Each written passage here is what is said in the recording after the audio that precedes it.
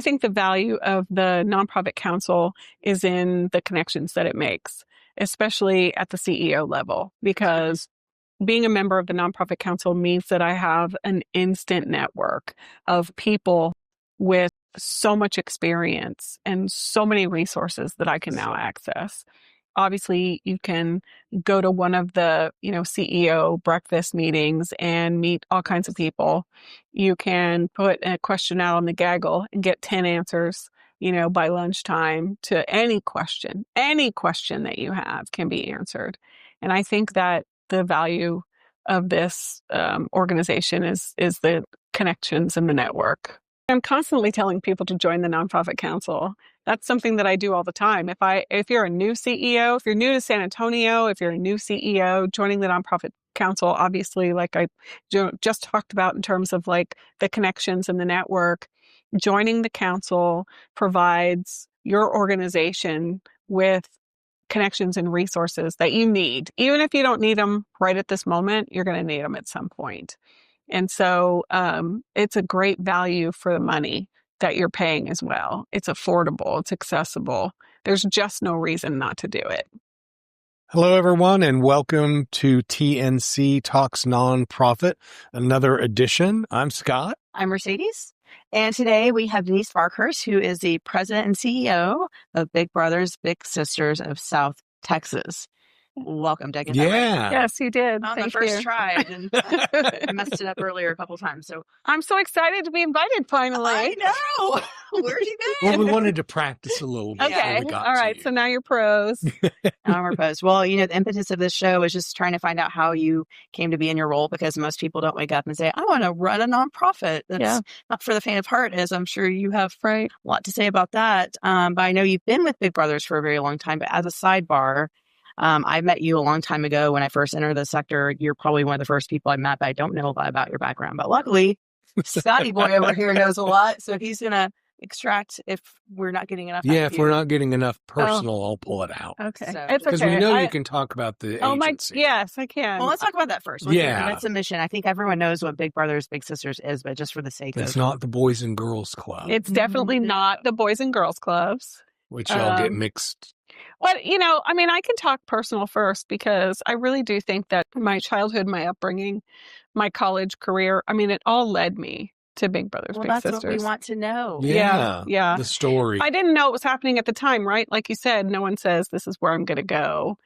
Some people do, but I don't know that happens a lot in the nonprofit sector, right? You grow up and you're growing up and you're like, I want to be a nurse. I want to be a teacher. I want to be an engineer. Whoever says I want to run a nonprofit? Some people say I want to start my own nonprofit. Oh, man, that's a whole other episode. Right. Yeah. Okay. So another podcast episode on that one. But that's what that was the idea behind the show, is to hear about that, because it's just usually it's a meandering way, and childhood things have a lot to do with it, or something that happened in your family's life or something else. So what happened? Yeah. How did?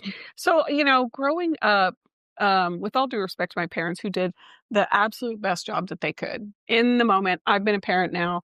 They were trying to raise 3 kids in hard times without, the resources to be able to raise those kids. And I was the oldest of 5.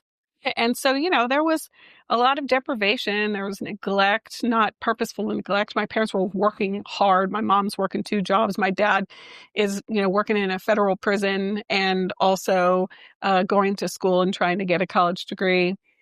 And, lots of kids, trying to raise all these different kids. And when you're the oldest, a lot of that, falls on you. And so, I was one of our kids that we have at Big Brothers Big Sisters. Now, I never had a big sister, but I sure could have used one.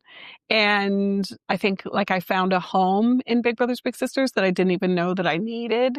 And it's taken me all 28 years to really recognize and realize how magical this program is in terms of saving someone's life or changing someone's life trajectory. I could just think of how different my life could have been if I'd had a big sister, if I'd had a mentor, or if I'd had the resources of the Big Brothers Big Sisters program. But when you start thinking like that, well, I wouldn't be where I am today. And I don't want to be anywhere else except where I am, right? Because I do feel like it's a privilege, it's an honor to work at Big Brothers Big Sisters. And every single day, something happens where I deeply, deeply love this organization. But even having siblings, two parents, you still felt you could, because I mean, a lot of us think of your organization as these are children or single parents, or they don't have an older brother or sister. Yeah. And I guess you didn't because you were the oldest. Right. But, well, so if you think about it, I didn't really have parents. I didn't have parents. My parents were never there. All the time. Right. My mom was working. I remember in elementary school, when I'm having to come home and cook fish sticks in the oven, and in the morning, a clock with markers on my mom would put, this is when you go to the bus, this is when you leave, Wow. that kind of thing. Very, very young kids. I remember growing up and not having any clothes to wear and having to go into the laundry room and try to find some clothes to wear because I didn't have any clean clothes.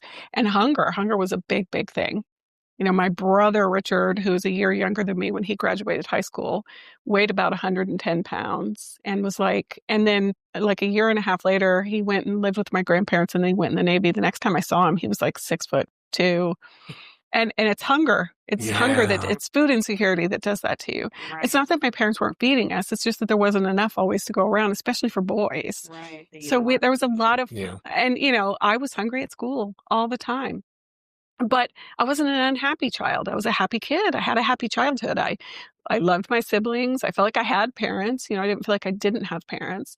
I didn't know what I know now about child raising. And, so I graduated high school and one of the things my parents prioritized education. They were like, education, you have to get an education. And they were also telling me, you're very smart. You're smart. You have to go to college. You have to go to college. My mom didn't graduate from college. My dad went to college, but I'm not sure if he got a degree or not. He ended up getting a job with the U.S. Marshals. That's what brought us to San Antonio. And so their life changed after that because, they were getting older, making more money and getting more experience. And so things were a lot different for my younger siblings than they were for me. But when I graduated high school, I was kind of an under the radar kid because I made straight A's and no one ever had a problem with me.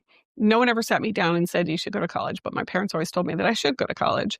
I moved out of my parents' house 3 days after I graduated high school. I moved into an apartment on Pat Booker Road over there in Universal City. I was working at McDonald's where I'd been working for 2 years in high school. And having no idea. I don't know. How do they even give you an apartment lease? I mean, I lived there for 2 years, I think, and we barely made our rent every single month. And again, I was hungry all the time, right? Eating a lot of French fries. But also I was this big around because metabolism and, working your ass off. And, but I walked into SAC. So graduated high school in May-ish of 1984. And at some point over the summer, I'm working at McDonald's, I'm partying, I'm having a great time because I'm free of the parental, obligations and restrictions. But in the back of my head is, you should go to college. Everybody always told you that you should go to college and you're really smart. And so I walked into SAC. I got someone to give me a ride to SAC, and I'm living in Universal City. And I just walked in and I was like, I need to go to college. What do I do? What do I do? And somebody was like, sign here. And I'm like, I can only take one class because that's all I can afford. I want to take one college class. And somebody got me signed up. I don't remember exactly how it happened, but I ended up in a frickin' 8 a.m. history class. No one told me that was a stupid idea. And so I was begging rides. I had no car, or I was taking the bus, which I hated because Universal City to downtown SAC was a nightmare. Yeah. So I probably attended half of those classes. I slept through about half of the ones that I did attend, and but I made an A. I still made an A. Of course you did. 100%. Slept a lot. It was freezing. I remember I could not stay awake in that class. I'm closing at McDonald's and not getting out of there until 2 a.m., going home, and there's always a party going on in my house. So no sleep. Right. There was no sleep going on. That's where you get it from? Yeah. Yeah. I mean, at weird hours at night from you. Yeah, that started early, way, way early. But I took that one class. Next semester, I discovered that you could take classes on Randolph Air Force Base through SAC. And so it was about a 45-minute walk from my apartment down Pat Booker Road and so that's what I started doing. So I took a second class the second semester. And,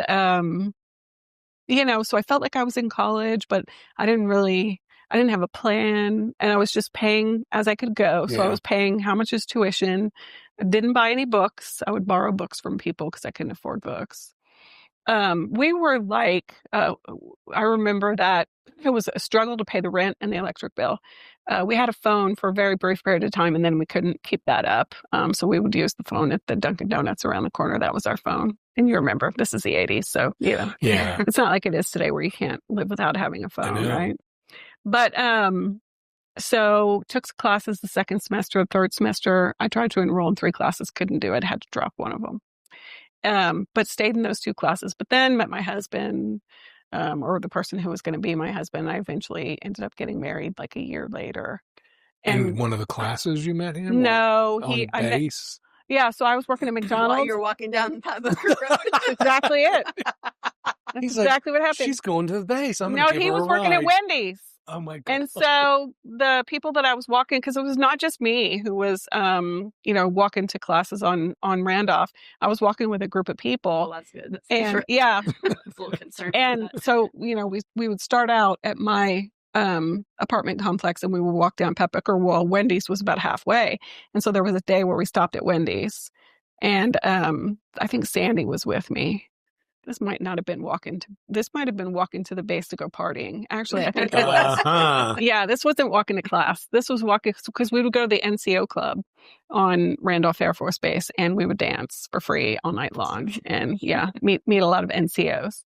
But I met my ex-husband, Paul, in the Wendy's drive-thru, and we ended up going out. Aww. So, and then he started working at Pizza Hut. You make a lot more money there, and I could talk all about that whole entire period of my life. Of the fast food industry. Yeah, after I stopped working at McDonald's shortly after that, and I got a job at Broadway National Bank. And let me tell you, I was moving up in the world. That is wow! Were you like a teller? Yes, I was a bank teller, and I think I had like a 40% increase in salary. It was almost doubled my. Not doubled, but like it gave me, I can't remember the exact numbers, but I remember making so much more money, and the work was so much easier.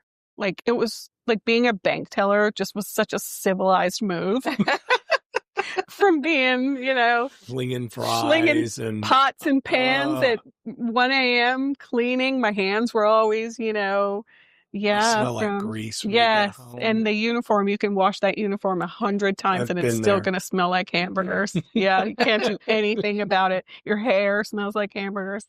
So I definitely was like, okay, I can get a different job and I can make more money, and I definitely want to see where that's going.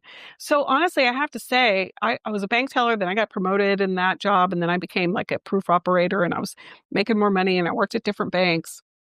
Because again, got married, Paul went in the military, and we moved 9 times in 11 and a half years. But I was clearly seeing that you could make money in a bank. Mm-hmm. And I was like, I want to make money. And the bank seems like a cool space, but there were drawbacks. Like I remember when I can't remember which place it was that we were living in, but I had this boss, this guy who would come up behind me and put his arms around me, that kind of thing. Right. And then I got in trouble one time for wearing pants, because you can't wear pants to the bank. And then you had to wear nylons. And so I didn't fit in culture wise, even back then when I was conforming to all of the crazy things that women had to do and be in the 80s and 90s. I knew I didn't like it. But I eventually found my way so it took me 10 and a half years to get a bachelor's degree. But you got it. But I got it. Persistent. Yes. And so going from place to place, duty station to duty station, you go from one place to another, credits wouldn't transfer, even within Texas, because, So we got to Lubbock for my husband at the time was going to go to law school in the Air Force. So it was his job in the Air Force to go to law school. Oh. Wow. What a gig that was. Yeah. He's being paid as a captain to go into the Air Force, and then he owes like 3 or 4 years or whatever to be a JAG in the military. It was a very sweet deal. Very few people get accepted to that program. But the point of that was we had been moving around so much because of his career. He was flying F-111s.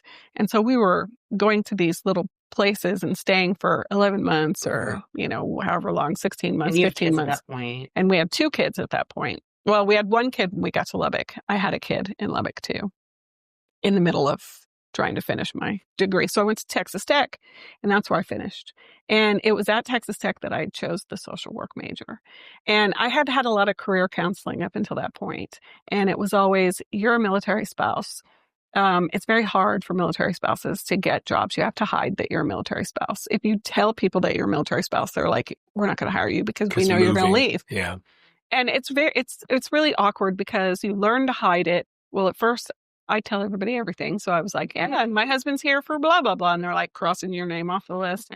So you learn to hide it, but then you can't hide it once you start working there. Like that's impossible. So then people are like, well, you didn't disclose that in the interview. Anyway, it's so messed up. Being a military spouse and having military kids is a tough, tough life. And we did that for 12 years. But it was in Lubbock where we were going to be there 3 years because law school's 3 years. So we knew that we were going to be there. And I'm like, okay, if I can't finish my degree in 3 years, that's crazy, after I've been going so many years. So some things transferred, some things didn't. My favorite place that I went to college, though, was England, where I took classes on castles and cathedrals and the White Cliffs of Dover. My population biology class, where we climbed around the White Cliffs of Dover, ended up not transferring, of course. So that was very annoying, but it was a very fun experience.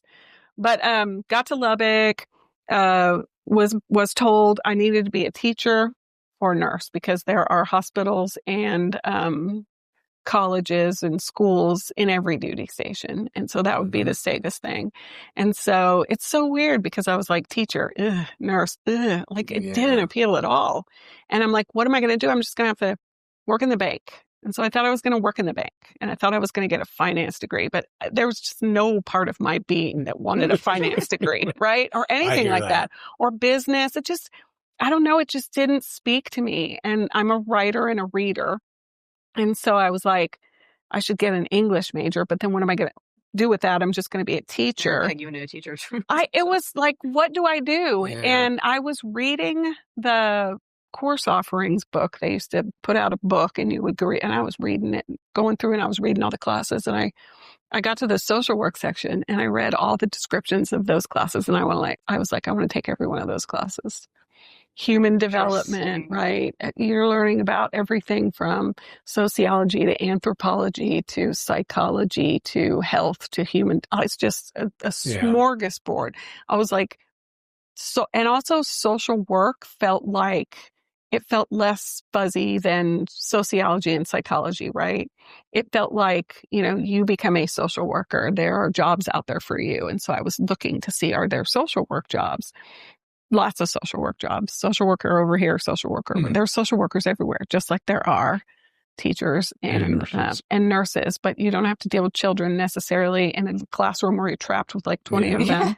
Or blood. Or needles. Yeah. Bodily fluids, all of those things, right? Just not like, I've had kids, I've dealt with all of that, but, having to do that as your job. Yeah, that's it. Doesn't sound like the most fun thing, right? No. So I got a social work degree, and then we moved to Oklahoma City, and was trying to find a job, not telling anybody that I was in the military. Oklahoma City being a big place, I learned very quickly that you could apply for part-time jobs because part-time jobs are hard to fill, and then work yourself into a full-time job. That's what I did for the next several jobs that I had while we stayed in the military. Yeah, you did. Trick. Yeah, so I answered an ad at Big Brothers Big Sisters for a part-time temporary case manager. I don't even remember what the title was, but they gave me a stack of applications from 100 kids that had applied over the last year, but they weren't taking new kids into the program, and they said, go find them. And this is the 90s. And so I got one of my map books and I learned Oklahoma City. I learned and I found most of those kids, not all of them. Knocking on doors. Yeah. And put them all on the waiting list. And then they're like, how would you like to join the team? And I'm like, I would like to join the team. And then 3 years later when I left, I was director of program services. And the entire agency turned over while I was there except for me. There was I won't go into. That's another story. Yeah. That's for the After Dark podcast. Yeah. Well, okay. And so fell in love with Big Brothers Big Sisters, had been working there for 6 months, and I got a phone call where this guy was like, hey, I'm, so-and-so, and I was in your program when I was a kid for 2 years when I was in middle school, and I'm about to graduate college, and I want to find my big brother because I would not be here today if it wasn't for him. And he told me his whole story, and I was like, wow, this is pretty cool. Yeah. And he was military, and or his big was military. We ended up finding him. My ex-husband helped with that. And we reconnected them, and I was like, that's so cool. So first of all, as a Texan, I had to be dragged to Oklahoma City because I was like, Oklahoma, why do I want to go up there? But 3 years later, I had to be dragged out of there because I loved that town. We had moved there in January of 95, and March of 95 was the Oklahoma City bombing. So that was bombing, which was a bonding experience. Oh, bad. And then in the agency, just being a part of Big Brothers Big Sisters, like, it was magical. I went to some national conferences. I, met people from other agencies across the country. But you're military, you gotta leave. And so I left. And we finished out our military career, and I did other jobs with a lot of youth development programs. And youth development programs that I was working in, it was like all the kids, I was like, I wish they had a big brother. So I'm in these new jobs working with kids in different programs, and I'm looking at the kids and why. And it's all you can think about. And it's all I can think about is I wish every one of these kids had a big brother. So I come back to San Antonio. He gets out of the military, and we're like, okay, we're going to buy a house here. We're going to settle down. I worked at Any Baby Can for 2-ish, 3 years, and part-time as my MO. Before Dawn Dixon. It was before Dawn Dixon. Marion, okay. CEO. Yeah. Marion Sokol. Wow. That I did not know. I ran their Family Friends program. I didn't report to her. I don't even remember who I reported to. I don't even know. But they had a program for volunteers over the age of 55, which sounded really old to me back then. Not so much now. Right, yeah. So all my volunteers, they were called Family Friends, and they were respite care. And so, Any Baby Can is a program for youth with disabilities. And so I had clients whose parents couldn't even leave the bedside of some of these kids, and they got no respite. They couldn't, take a shower without worrying if their child needed something. And so I would send family friend volunteers into those homes to provide respite for the parents. It was a cool program, and I had a lot of great volunteers. But a board member from Big Brothers Big Sisters worked at Oppenheimer Blend, the law firm where my husband was working. And she said, didn't your wife used to work for Big Brothers Big Sisters? The CEO is leaving. That was Sharon Bothman. And they're looking for and Beth was moving into the CEO position, and they're looking to replace Beth, and she was the director of program services. And so they said, Denise should apply. And so I applied, and Beth hired me, and I started working on December 20th of 1999. And then we closed for the holidays, and I got paid for all of that. And I was like, this is a good job. Yeah. Which is what just happened today. Chuck just hired the CFO, just hired an accounting manager, and today's our first day, and we're about to close, and she's going to get paid. Yeah. He was telling me that. Like, Chuck came in that's good. Yeah, he came and said, do you think we should do that? And I'm like, that's what they did for me. That's what happened when I started working here. So loyalty built in there. Yeah, there's precedent for that. So bring her on, and then otherwise he's just going to have to do weird things to prorate it and, not just set it up the way it's supposed to be set up. Get her in now. Yeah. So I was director of program services. And then in 2002, I had my third child. And when I came back from maternity leave, Beth was like, who was the CEO at the time, she was like, I've got a proposition for you. I've created a job description, executive vice president. I want you to move into that job and replace yourself as whatever my title was for program lead. And because I was already writing grants. I feel like in a programmatic capacity in a nonprofit, especially social service nonprofits, if you have any aptitude for fundraising, it's gonna be on your desk as other duties as required. I was writing grants. I was running Bowl for Kids' Sake when I was a program person, not running it, but doing a lot with Bowl for Kids' Sake. So I took that job, executive vice president, and I did that until 2009, 2008 when Beth left. And then I applied for the CEO job. And along the way, there was many times where I was like, I don't know about this. Around the time that I was joining the advocacy committee, I was thinking about leaving because I was like, Really? yeah, okay, think about it. I became CEO in 2008, 2009. I think Which it was 2008. You know what was a happening really right hard then. time. We lost Ooh. it. I took over as CEO and immediately started losing funding. It Yeah. was like, just like sands of the hourglass. It was slipping right through my fingers. I was like, well, there goes that contract. And there's, we had just signed a 7-year contract with the U.S. Department of Health and Human Services to serve children of incarcerated parents.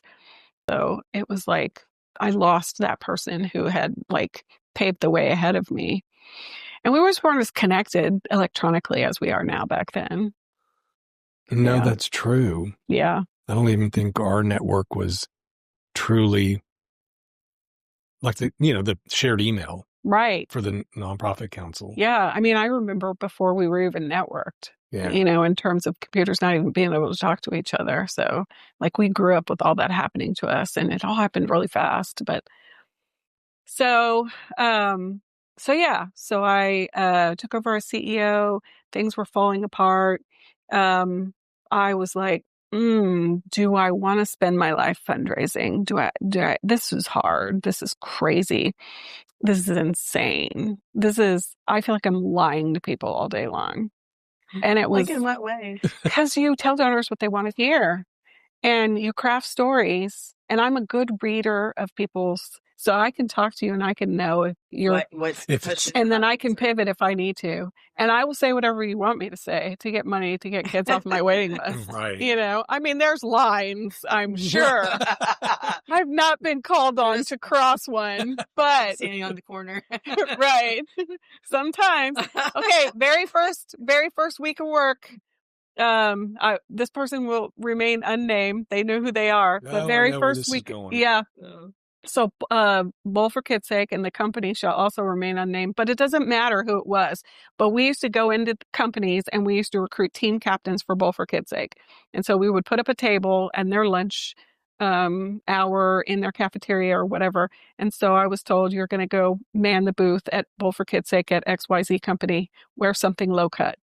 Swear to God. And what did I do? I went home and was like, what am I going to wear? It's got to be low cut. How's this look? Is this low cut enough? Back in the day. This was before you were CEO. Uh-huh. Yeah. Okay. Director of Program Services. Yeah. And other duties as required. And the golf tournaments. Have you ever had to wear a mascot? No. I have. That's one thing. That's the other duties. I would. I just can't fit in it. Yeah. I feel like mascot back in the day would have hid my good qualities, which are, Wouldn't matter if you wear something low cut, no one can see it. Right. But you've been known to do the hula hoop, though. Yeah, I learned how to hula hoop at the Bowl for Kids' Sake. Never learned how to do that as a kid, but I can hula hoop nonstop. I hula hooped on the roof for the very first Big Give. I remember that. Yeah, I got on the roof of Big Brothers Big Sisters downtown and hula hoop. Chuck was singing show tunes down below. And we were singing until we got to a certain amount in donations. And let me tell you, we didn't get there. So we just had to keep singing and keep hula hooping. There's video of this. I want to see that. Yeah, there's video. I think video. you did that because Navarro was on the roof the year before with playing. Well, it was the first one. Was it the first one? Mm-hmm. It was the first one, but I think Navarro might have done something. Maybe he did it after you. Yeah, we definitely got the idea. Like that back. We definitely got the idea from somewhere. Yeah. And, Armand was always pitting me against somebody, like some celebrity person, and I would have to let them lose because I'm always going to win. Now, that is no longer the case. The children beat me now. You do fun things for Big Give. Like, I've only been in the picture for 9 years, but there was a wing eating contest that y'all used to do. That was pretty funny. Yes. I mean, that was kind of gross, but yes. It was funny, though. Everybody loves it. So who am I? Who am I to judge? It just sticks out in my mind. What else is there? We went around the double-decker bus. Yeah. Oh, that was fun. That was fun. No. And the after party. Yeah. Y'all's closing event is right. Yeah. We got to have the after party. It's That's premiere. Fun. Well, Big Brothers Big Sisters, we're very, very external for a reason, because It's kind of a unique program. Like, I think CASA is the only other program in town that's kind of similar to us that has this voracious need for volunteers. Like, volunteers aren't just a nice thing to have for us, or even like a semi-critical function. It is the thing that we need. Otherwise, kids sit on the waiting list and we can't help them. And so we have the constant need to recruit volunteers. Because it is one-on-one, correct? One-on-one. And so we're always recruiting more and more and more volunteers. And so that's why we do 100 events a year. We're constantly out there doing things. And we're doing other people's things too. We are putting on 100 events a year, probably more than 100 if you're counting New Braunfels and the other places. Right. We're doing constantly out there because it's not enough just to go to other people's events because we're not showcasing ourselves. So we're also showcasing ourselves by creating our own events. And coming out of the pandemic, when volunteerism was just non-existent, right? People just stopped leaving their houses, stopped going to things. That's when we created Day of the Volunteer, because we were like, all right, if there's nothing for us to go man a table at, let's create an event to man a table at, but let's not call it a Big Brother, Big Sister event. Let's call it Day of the Volunteer. And so now we had 50 nonprofits do booths that first year, and it's still going on today.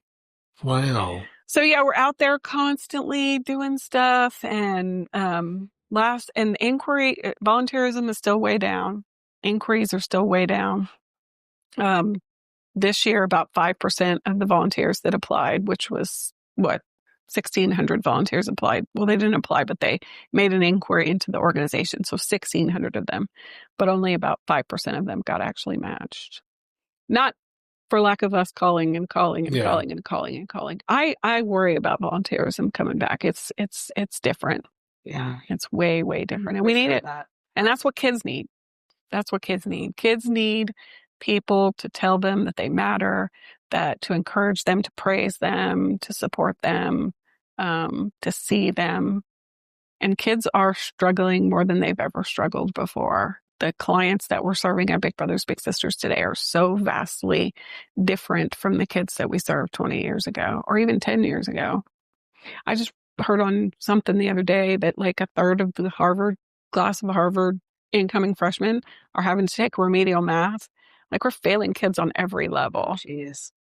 Yeah. Emotionally, socially, academically, kids are struggling. So is that what keeps you up at night? Yeah. And the wait list keeps me up at night because kids are on it for too long. Parents come to us for help and we can't help them. We put them on a waiting list. We make them do a bunch of things. We had a parent come to us, 2 years ago now. And so my son needs a big brother. He's really struggling. And we're like, okay, you got to come to this training and fill out this application and then come to this training over here. And she did it. She jumped through every hoop that we gave her to jump through. And we went out to their house and we did an interview with her and her son. And the team's like, yep, this kid needs some help. He was 13 years old. And what did we do? We parked him on the waiting list. 13 months later, he's still on the waiting list. He shows up his mom shows up in the paper because he has showed up at his middle school in tactical gear and has apparently written a manifesto and has access to a weapon, and somebody turned him in. And thank God he didn't do anything, but he could have. Mm-hmm. He could have done something. Yeah. And I've been having a bit of a crisis ever since then in internal, like, what can we do? Because we know this program is amazing. And we know that kids, like, I am fairly certain that if he had been matched with a big brother, that would not have happened. He would not have shown up at that school. I just know in my heart that it wouldn't have happened, because what kids who do things like that are lacking are supportive, caring adults in their lives. Right. Mentor National has just replicated a study that they had done 10 years previously, where they were talking to adults about how well resourced they were in their childhoods with adult support. And like 1/3 of adults 10 years ago and then today, 1/3 have said they didn't have any supportive adults in their lives at all that they could identify. And the other 2/3, were like rating like how supportive but it's just not good. Yeah. It's not good. And so kids get into trouble because they don't have the support that they need. And the sad thing is that, we're going to fail them over and over and over again. And then as soon as they turn 18, we're going to hold them accountable for being, I want to cuss, but, for being as screwed up as they are. Right. And we might not even wait until they turn 18. We're going to try them as an adult when they're 13, 14, 15, 16, which is insane, right? It's like you did a heinous crime. We think it's heinous enough to try you as an adult, yet you are a child. Your brain is not developed, right? You are, and we are responsible for you as adults. We failed you. When kids are failing like that, it is the failure of the adults who are not. Did your wait list increase that much post-COVID?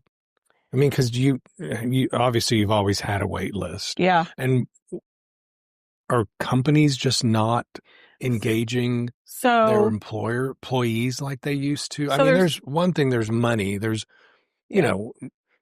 every agency needs money, but if you don't have the volunteers. Yeah.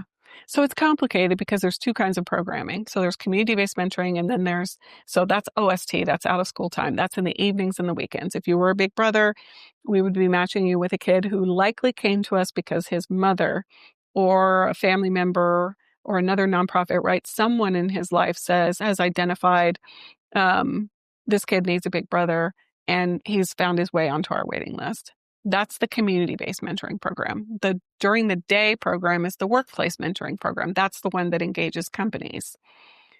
That program has had a waiting list of volunteers since COVID because the schools are so challenged. So coming out of COVID, PetSmart moved here. They opened up a location of their administrative offices here. We went to a meeting with like 300 employees, and like 50 people signed up to be bigs.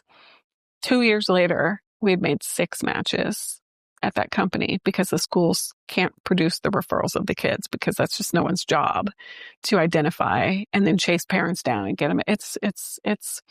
I know, it's a comedy of errors. And a lot of the people who volunteer who want to be in the workplace program, where we're busing kids from the school to their workplace at lunchtime. They just have to be at work. We're going to feed them. We're going to tell them what to do with their little. It's the most accessible volunteer opportunity ever. Right. On the other side, a community-based mentoring relationship is a lot more difficult because as a volunteer, you've got to get in your car, drive to the home of this little, deal with everything that's happening in that neighborhood, in that environment, in that parent, in that household.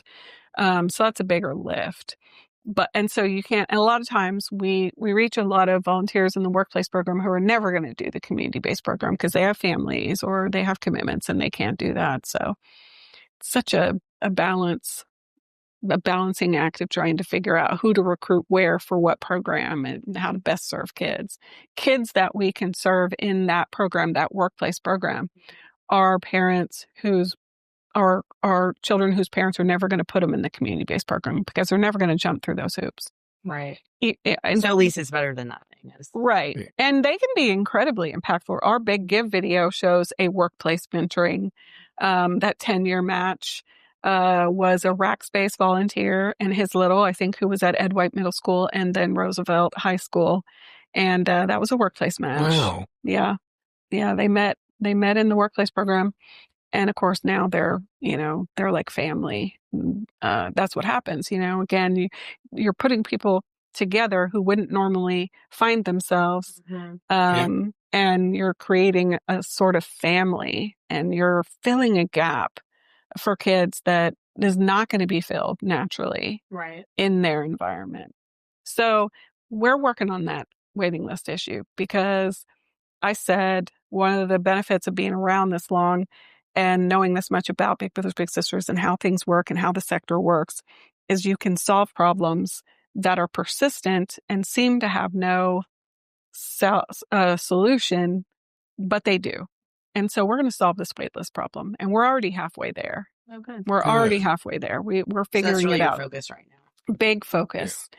I mean, so, 10 years ago when we launched the version of the service delivery system that we have, which is significantly different than the rest of the country, I was trying to solve for the caseload problem. So people are like, what's the perfect caseload size? There's no answer to that question.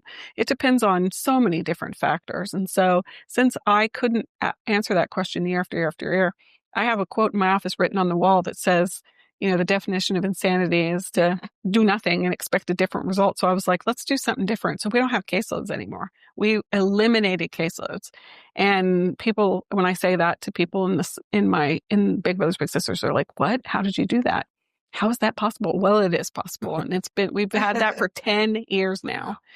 And you just got to think outside of the box, and you have to throw out the rules that aren't working for you. Right. And so the rules around waitlisting kids, they're not working for us. But it's a complex problem because you need that human volunteer to step up. They need to be well-trained, well-supported. Things need to be safe and accessible. But there's an answer, and we're about halfway there in terms of trying to figure out what that is. And so we'll be talking about that a lot next year. We've been putting all the pieces into place to make it happen. Next year's our 50th anniversary. Oh, congratulations. I'm so excited. I can't, we've got one of our founders is back on the board, so it's a real pleasure, planning all of this with her there. She lived in Houston, and there was a Big Brother Big Sister program there. She moved to San Antonio in the 70s and looked around to see if she could volunteer for Big Brothers, and they didn't have one. And so she was like, I want to start one. And she hooked up with Barbara Alden, who was CEO before Sharon Boffman. So in 50 years, we think there's only been 4 CEOs. It's incredible. Yeah. Right. Sharon, Barbara Alden, Sharon Boffman, Beth Myers, and me. Crazy. And so 50 years, 1976, the whole centennial. Are you going to get all CEOs? Yeah, we're trying together. So Harriet reached out to Harriet's one of the other founder board member. She reached out to Sharon, and so she let Sharon know we're doing this. I'm going to reach out to Beth. Yeah, we're planning stuff for next year, January. Stay tuned. Yeah, January is the kickoff of the 50-year. It's going to be a year-long celebration. January is the kickoff at Chicken and Pickle. We're having a karaoke lip sync mixer. Oh. Yes, 80s, 90s, and today. There will be prizes. So there's no excuse not to participate. No, none at all. None at all. Prizes, Wow. free food. Yeah, so that'll be fun. We have a list of like 435 board members that have been on the board since the 80s, as far as I can tell, possibly 70s, but the lists start in 1980. We're about to upload all those names to the website, the 50th website, to give credit to all the people who mentored you next year. The speaker series that we do, we're going to do somebody from the 70s, somebody from the 80s, somebody from the 90s. So it's going to be all about the decades and how far we've come. And it's going to be fun. We're going to do Bowl for Kids' Sake like it's never been done before, because so many people have participated in that over the years. It used to be huge. It used to be huge. Actually, Friday night, Thursday all day. even. Was it Thursday? We would do a Thursday night, a Friday night, all day Saturday, and then after church on Sunday. Wow. Yeah. Shift after shift after shift after shift. And we work so hard, and people, raised pledges, and now Hawthorne raises the same amount of money with basically sponsorships, But people had a lot of fun. It was fun. Yeah. And I don't know if that would have been possible back then, because things are different now. Yeah. But a lot of people participated. A lot of people felt really warm and fuzzy about Bowl for Kids' Sake. We keep trying to get rid of it, but yet we keep doing it. All those years where we did the team captain YMCA and all that fun stuff. So yeah, the culmination will be October of 2026. We're going to do something at the office, big party. There's still some talk of a gala. We haven't had a gala since 2001. The board got decided that do it. Maybe try it again. Just not the first week of October. Yeah, not during Oh, right. Right. That little event Right. Yeah. I don't know. Everybody feels kind of strongly about doing something in our office. The Big Give party was great this year with putting the tenting outside. Yeah. I don't know. We're still talking about it. But that's what's going to culminate in that. We're going to launch an endowment, which we've never had before, at that event. And 50 years. Congrats for being a big part of that. Yeah, I know. It's crazy. I've been there half of that time. Thanks for sharing your story. Yeah. It all makes sense. There were some things I didn't know. Like, I did not know that. Hey, when you don't have a car, gotta do what you got. I didn't have a car, and I had to walk everywhere. So I was, very young and skinny back then. And thank you for being not only a part of the nonprofit council, but being a board member, a past chair of the council. Yeah. And I've been very involved, for active, 15 years. very involved. Part of the, advocacy chair. I mean, being advocacy chair and bringing Dan Pilata here and Steve Goldberg here and then Vu is what got me through that. I'm not going to do this anymore. Those were the years. It was like 10, it was 11, 12, 13, 14. Yep. It made me feel, it took the insanity and gave it words to describe it, like especially reading Uncharitable. When I read Uncharitable, I was like, okay, this is all what I'm feeling. And I'm not crazy. And we wouldn't have done it without you being the chair, us going to Boston to see Dan. Yeah. Being locked in that room. And that TED Talk has changed people's lives. Yeah. And we have had an impact on Overhead Myth. This community rejects that in ways that other communities don't, that I see because of my network across the community and also just the branches that I have. Yeah. Like they still talk in Kerrville about the overhead percentage. Like they used to talk about that here in San Antonio 15 years ago. Yeah. So we had an impact with what we did. It also has given me language to talk to funders that I didn't have before that. So I learned a lot. Yeah. Well, thanks. Thanks for being. Thanks for having me. Yeah. Well, we will see you all next time. Thanks again for tuning in to TNC Talks Nonprofit. See you next time.